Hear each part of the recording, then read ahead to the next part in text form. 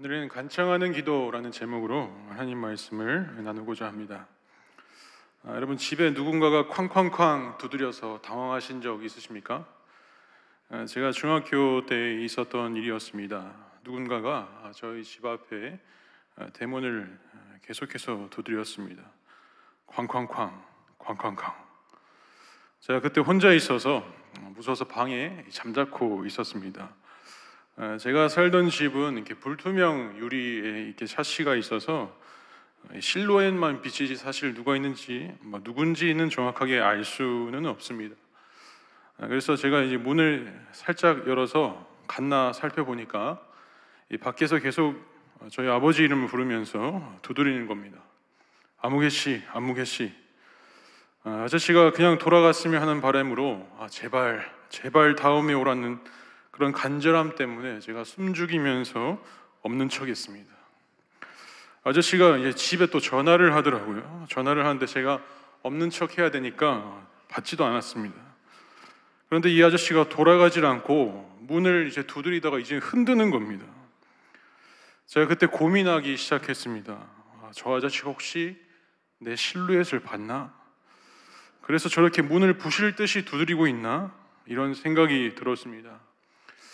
문이 부서질 것 같이 계속 두드려서 제가 더 이상 안 될 것 같아 용기를 내어서 누구세요? 라고 풍선 바람 빠진 소리로 찔끔 이렇게 답합니다.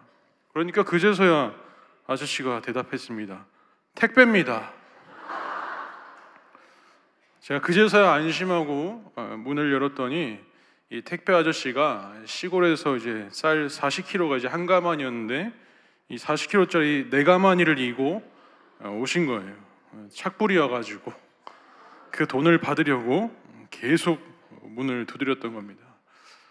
진작에 택배라고 얘기를 하지 왜 문만 이렇게 부서질 듯 두드려가지고 이렇게 사람의 간을 콩알만하게 만들었는지 참 민망했던 기억이 있습니다. 택배 아저씨한테 제가 있는 거 알고 있었냐고 묻고 싶었는데 3층까지 오신 그 쌀 가마니를 보니까 이 아저씨 또 안 오고 싶었나 보다라는 생각이 들었습니다. 그렇게 택배 아저씨는 배수의 진을 치고 집요하게 문을 두드려서 저에게 쌀 전달과 그리고 착불비까지 모두 다 수령해 가셨습니다. 오늘 말씀을 준비하면서 택배 아저씨처럼 때로는 교양머리 없는 것처럼 느껴지는 이러한 끈질긴 행동은 해서는 안 되는 기도인가? 라는 의문을 품는 것과 동시에 반대로 본문에서 말씀하고 있는 이 간청하는 기도의 모습이 이와 같아야 되지 않을까라는 생각을 하면서 오늘 말씀을 함께 살펴보고자 합니다. 오늘 본문에 앞서서 누가복음 11장 1절 말씀을 보면요, 예수님은 기도의 삶을 사셨습니다. 그래서 제자들은 예수님이 기도하시는 모습을 곁에서 보고서는 저들도 예수님을 따라서 기도 생활을 하고 싶어 했습니다. 그래서 제자들 중 한 제자가 예수님께 무엇을 기도해야 하는지를 가르쳐 달라고 부탁을 합니다. 그리고 그 물음에 예수님께서 무엇을 기도해야 하는지 우리가 신앙 고백하고 있는 주기도문을 예수님께서 가르쳐 주시죠. 그리고 이어서 오늘의 본문에서는 예수님께서 우리가 기도를 무엇을 해야 하는 것은 알지만 이제는 어떻게 해야 하는가를 비유를 통해서 말씀해 주고 있습니다. 다시 말하면 기도할 때 우리의 태도가 어떠해야 하는지를 언급하고 있는 것이죠. 본문에 보면 예수님의 비유의 내용에 세 명의 사람이 등장합니다. 어떤 한 사람이 밤에 여행을 하다가 쉼을 얻기 위해서 오늘 등장하는 한 친구의 집으로 방문을 하게 됩니다. 이 당시에 팔레스타인 지역에서는 낮에 열기가 매우 뜨겁기 때문에 밤에 여행하는 것이 비일비재했습니다. 그래서 밤에 찾아온 손님에게 음식을 대접하는 것이 이 팔레스타인 지방의 기본적인 예절이었습니다. 그리고 이 사회의 통념으로 다 이루어져 있었습니다. 그런데 이 집주인인 친구의 집에 먹을 것이 음식이 없었던 겁니다. 그래서 여행하는 친구를 대접하기 위해서 또 다른 친구의 집을 방문해야 했습니다. 그런데 이 때가 너무 늦은 때였습니다. 5절 말씀에 보니까 그 시각이 밤중이었다, 이렇게 기록하고 있습니다. 여기서 말하는 밤중은 깊은 밤, 깜깜한 밤을 얘기합니다. 그러니까 하루의 모든 일과가 다 정리되어서 집안의 가족들이 모두가 잠이 들어도 아주 깊이 들어있는 그런 시간을 얘기하고 있는 겁니다. 하지만 이 손님을 맞이한 친구는 자신의 필요를 얻기 위해서 밤중이라는 시간임에도 불구하고 친구의 집을 찾아가서 떡 3덩이를 요청하는 실례를 범하였습니다. 아주 고요하고 깊은 밤중에 행해지는 이 친구의 요청 때문에 집안의 가축도 깨우고 가족 중에 누군가가 깰 수도 있는 상황이었을 것이고, 심지어는 그 온 동네를 깨우는 잡음이었을지도 모릅니다. 분명 이 친구는 고요한 동네의 불청객이었겠죠. 그렇지만 충분히 그 모든 무례함을 무릅쓰고 떡을 구하기 위해서 포기하지 않았다는 겁니다.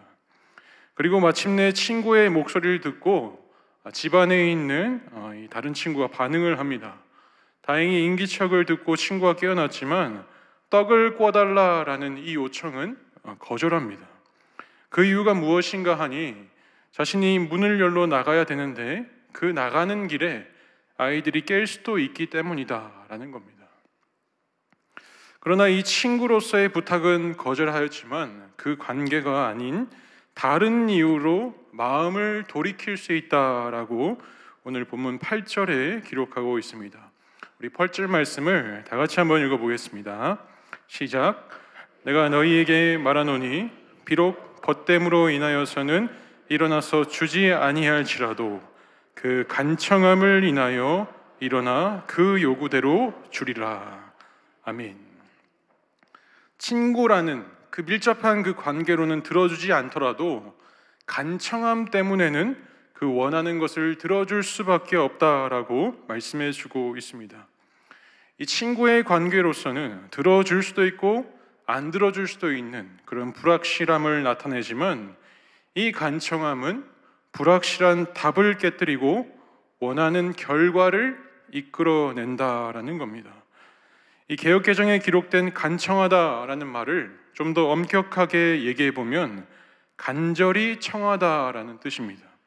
이 원문의 의미 가운데 내포하고 있는 의미가 여러 가지가 있는데 그 의미들이 하나씩 살펴보면 첫 번째로 뻔뻔스럽다라는 의미가 담겨 있습니다. 두 번째는 집요하다, 세 번째는 대담하다라는 이 태도가 이 오늘의 간청하다라는 말에 다 묶여 있습니다.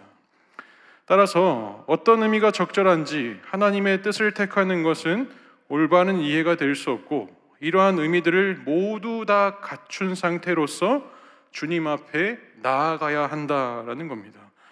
염치불구한 거 알지만 얼굴에 철판 깔고 주님께 나아가는 뻔뻔스러움, 응답될 때까지 포기하지 않고 요청하는 집요함, 깊은 한밤중에 모두를 불편하게 만들 경우가 발생할지라도 그 상황에 맞서는 대담함이 필요한 겁니다. 이게 바로 간청함입니다. 왜 이렇게까지 해야 될까를 살펴보면 하나님께서는 우리가 구하는 것을 갖고 계시잖아요. 또 그 구하는 것을 주실 수 있는 권한이 있는 분이기 때문입니다. 따라서 우리가 간구할 때는 간청함으로 구해야 하고, 또한 이 간청하는 기도를 주님께서 원하고 계신다라는 것을 오늘 본문을 통해서 이해할 수 있습니다. 사랑하는 성도 여러분, 그렇다면 오늘 말씀을 통해서 하나님께 간청함으로 구하는 기도를 드릴 수 있도록 우리가 전제적으로 갖고 있어야 하는 자세가 있습니다. 그 자세가 무엇인지를 세 가지로 함께 살펴보고자 합니다. 첫째로, 간청함으로 구하는 기도를 하기 위해서는 우리 함께 읽어보겠습니다. 존재를 믿어야 합니다. 우리가 기도할 때 하나님께서 내 기도를 듣고 계신다라는 그 존재에 대한 믿음을 갖고 있어야 한다라는 겁니다. 그래야만 우리가 기도를 지속적이고 포기하지 않는 집요함과 뻔뻔함을 발동시킬 수 있다는 거죠. 오늘 본문에서 친구가 먹을 것을 얻기 위해 찾아간 그 집안에 나의 요청을 들어줄 친구가 있다라는 그 믿음을 갖고 문을 두드렸고 소리를 내어서 깨웠습니다. 주님께서 원하시는 간청하는 기도는 어쩌면 혹시 몰라서 행여나 하나님께서 내 기도를 들어줄 수 있지 않을까라는 그 의심을 제거하는 것입니다. 간청함으로 구하는 것은 반드시 결단코 분명히 하나님은 나의 기도를 듣고 계시는 분이라는 그 확신 안에서 행하는 기도임을 믿으시기를 바랍니다. 제가 청년부 사역할 때 있었던 일이었습니다. 청년들이 대부분 지방으로 대학을 다니고 있었습니다. 그래서 제가 청년들을 지방으로 가서 신방을 할 때였었거든요. 근데 이제 방학이 될 때쯤이었습니다. 한 친구의 지방 대학으로 신방을 갔습니다. 지방에 있는 이 한 청년에게 제가 이제 기숙사 방을 뺄 때가 되어서 방을 뺄 때는 어떻게 빼느냐라고 궁금해서 물어봤습니다. 그랬더니 이 청년이 당연히 아빠가 와야죠, 이렇게 얘기를 하더라고요. 그리고 방학 중에는 또 방학 중에 만나서 식사를 같이 하면서 다음 학기에는 기숙사 생활을 하느냐라고 물으니까 기숙사 성적이 안 돼서 떨어지고 자취를 한다라고 합니다. 그래서 제가 또 물었습니다. 그럼 짐은 또 어떻게 옮기냐라고 물었더니 당연히 아빠가 데려와야죠, 데려다 줘야죠, 이렇게 얘기를 하더라고요. 거기다가 제가 너무 이 친구가 뭐 얼토당토 없이 이렇게 싸가지 없게 말한 것 같아가지고 제가 질문 하나 더 했습니다. 아빠가 그때 시간이 된다고 하시더냐? 라고 물었어요. 그랬더니 그 청년이 뭐라고 하는지 아십니까? 당연히 되게 해야죠 라고 대답을 하더라고요. 이 청년에게 아빠라는 존재는 당연히 자신의 요구를 들어주는 분이다라는 존재의 확신이 있었던 것 같아요. 그래서 이 청년은 흔들리지 않더라고요. 당연히 아빠다. 이처럼 우리가 기도할 때 기도의 대상이며 응답의 대상이신 이 하나님의 존재를 한결같이 굳건하게 믿고 있다면 간청하는 기도가 끊어지지 않는다라는 겁니다. 그런데 만약 하나님이 우리의 기도를 듣고 계실까? 들어주실까? 이런 의문점을 붙이면 기도하다가도 하나님 살아계신 거 맞느냐고 그분의 존재를 추궁하려는 기도 아닌 기도를 하게 될 수밖에 없다라는 겁니다. 출애굽기 3장 7절에 애굽의 종로로 타던 이스라엘 백성들을 향하여서 하나님께서 이렇게 말씀하셨죠. 우리 3장 7절 말씀도 함께 읽어보겠습니다. 시작.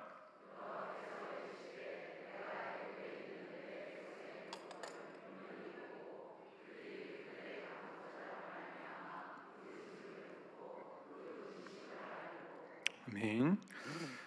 이 애굽의 그 공사 감독자들이 이 노예 생활을 하던 이스라엘 백성들을 때릴 때 나오는 그 이스라엘 백성들의 신음조차도 하나님은 들으셨다 이렇게 말씀하고 있습니다.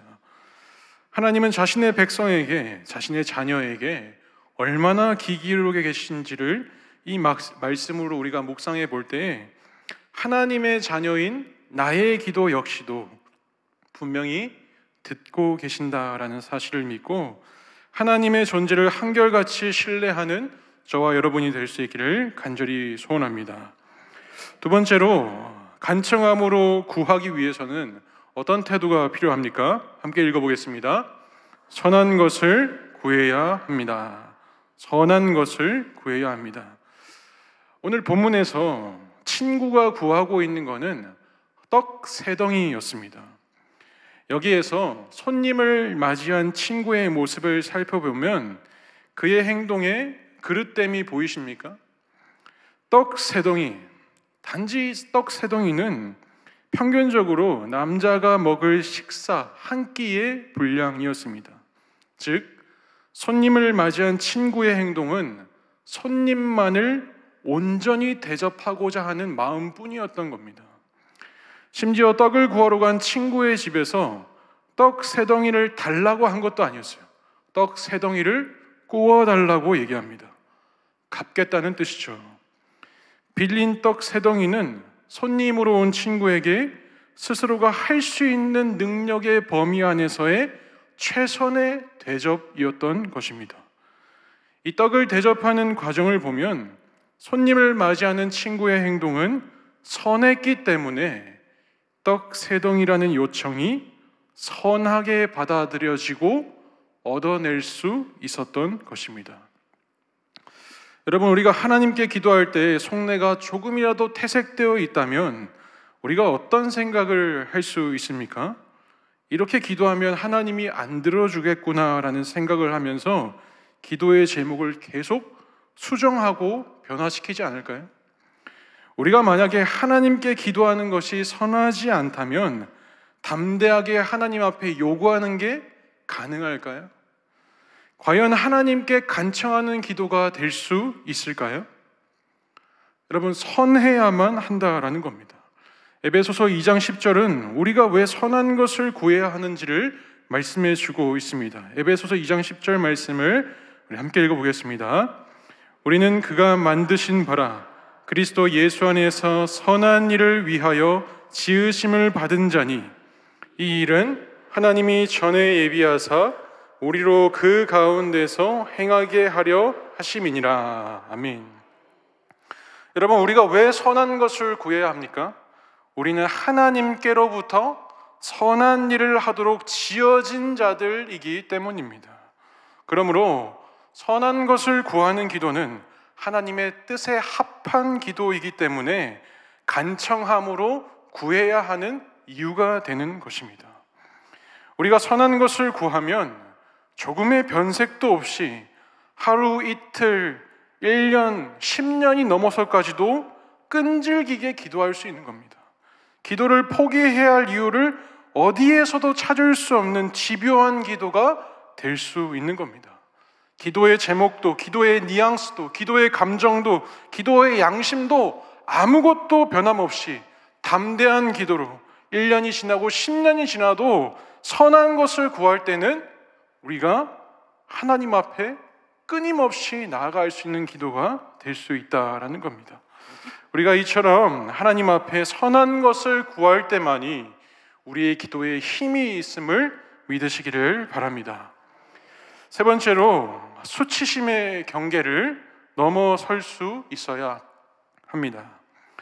이 한밤중에 필요를 위해서 친구의 대문을 두드리고 소리를 내는 것은 아무리 친구라고 할지라도 무례하고 실례가 되는 행동이죠. 그런데 이 손님을 맞이한 친구는 딱히 어찌할 도리가 없었던 겁니다. 내게 없는 것을 구해야 하기 때문에 집을 나서야만 했습니다.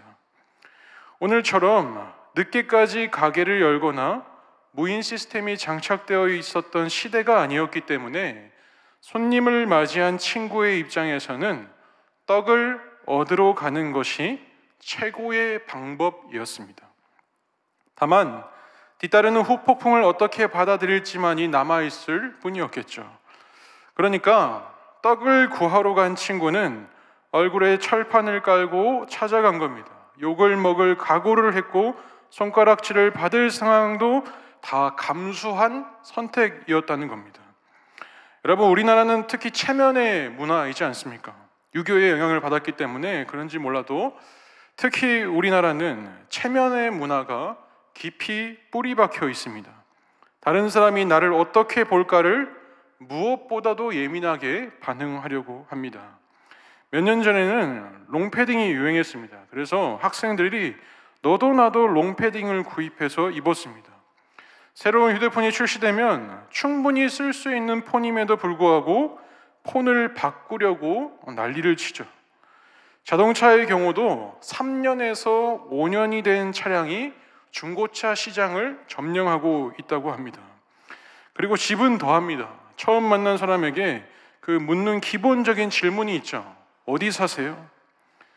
꿀리지 않으려고 연립주택보다 빌라로 가려고 빌라보다 아파트로 가기 위해서 무리한 대출도 일삼습니다. 최근에는 우리나라의 체면 문화가 만든 독특한 문화가 있습니다. 결혼 문화 가운데 일명 100대 1 정도의 경쟁률을 자랑하는 하객 꿀알바가 있습니다. 어떤 사람은 직장 동료인 척하고요, 어떤 사람은 친척인 척하고, 심지어 부모의 반대로 결혼을 할 때는 부모님까지 대행으로 아르바이트를 한다고 합니다. 그런데 비단 사회에서만 체면을 차리는 게 아니라 우리의 신앙 안에서도 마찬가지로 이러한 체면의 문화가 자리 잡고 있는 것 같습니다. 우리가 하나님께 기도할 때 모습이 그렇죠. 굴욕적이고 체면을 구기는 것들을 넘어서지 못합니다.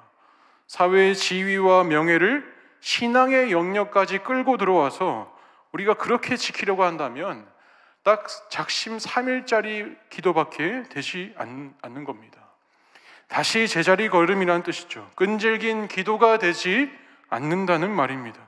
하나님과의 영적 교통함이 지속되지 못하는 상태가 끊임없이 굴레처럼 반복될 수밖에 없다라는 겁니다.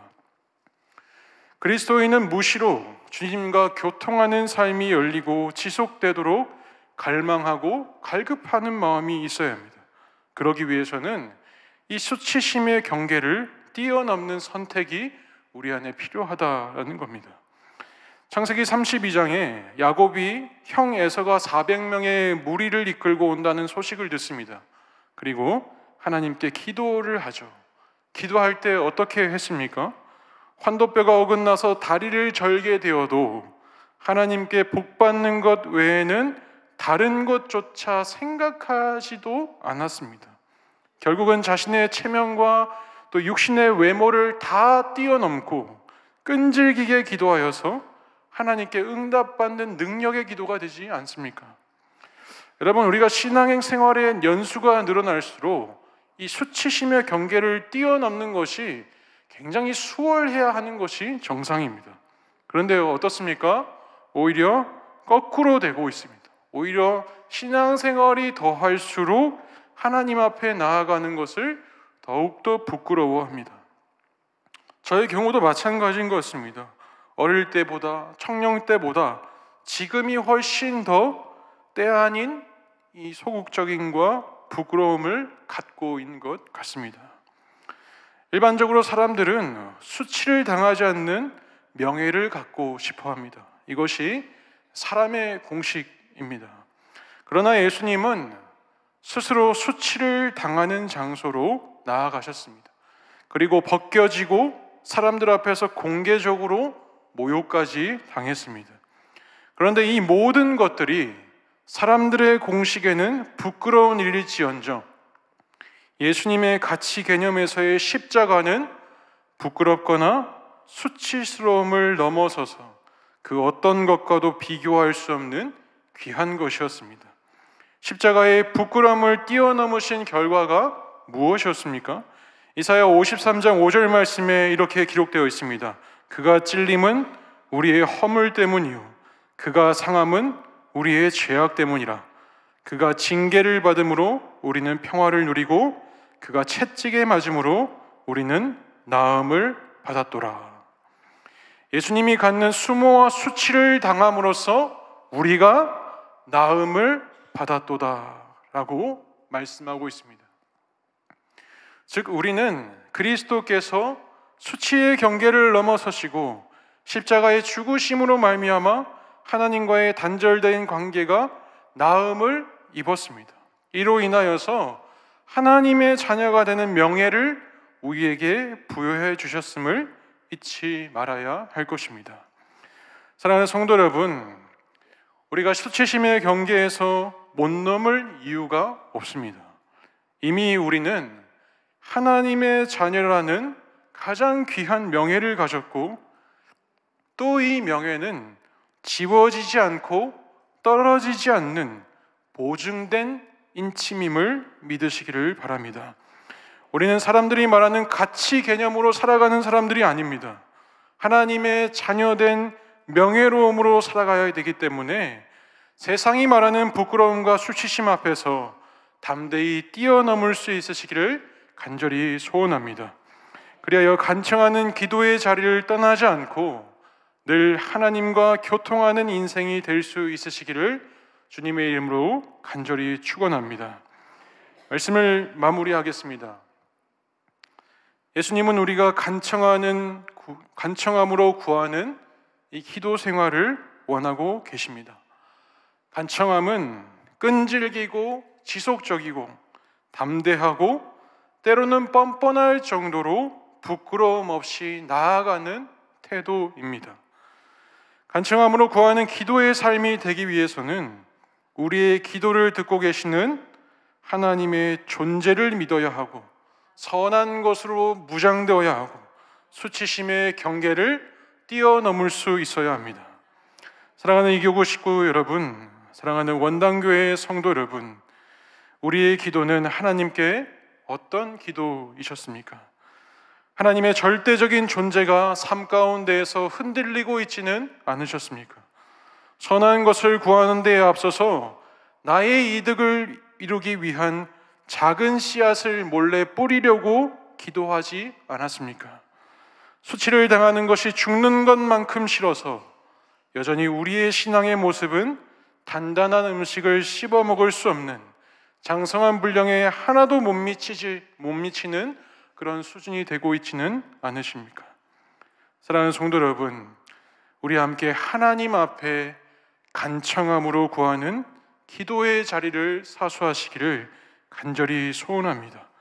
부끄러움 없이 끈질기고 담대하게 하나님의 자녀로서 구하는 것마다 이 모든 것을 받아 누릴 수 있는 은혜가 저와 여러분의 삶의 자리에서 충만하시기를 간절히 소원합니다. 기도하겠습니다. 우리를 향하여서 불꽃과 같은 눈동자로 바라보시는 하나님 아버지, 하나님과 깊이 교통할 수 있는 기도의 시간을 외면했던 우리의 모습을 바라봅니다. 영적 침체의 풍류에 매도되어 하나님 앞에 간청하는 기도의 삶을 살아갈 수 없는 것이며 주님께로 더 가까이 가는 삶은 성경에서만 가능했던 과거의 한순간으로 치부해 버렸습니다. 이 시간 우리의 죽어있는 영적 신경을 다시 깨워주시기를 간절히 소원합니다. 주님이 우리에게 원하시는 삶은 간청함으로 구하는 모습임을 믿습니다. 구하는 것마다 주시고 찾는 것마다 얻게 하시고 두드리는 것마다 열리게 하시는 그 하나님을 신뢰하게 하셔서 끈질기고 변함없이 어떠한 상황에서도 담대하게 간청하는 기도의 사람, 기도의 용사가 되게 하여 주시옵소서. 전능하신 예수 그리스도의 이름으로 기도드리옵나이다. 아멘.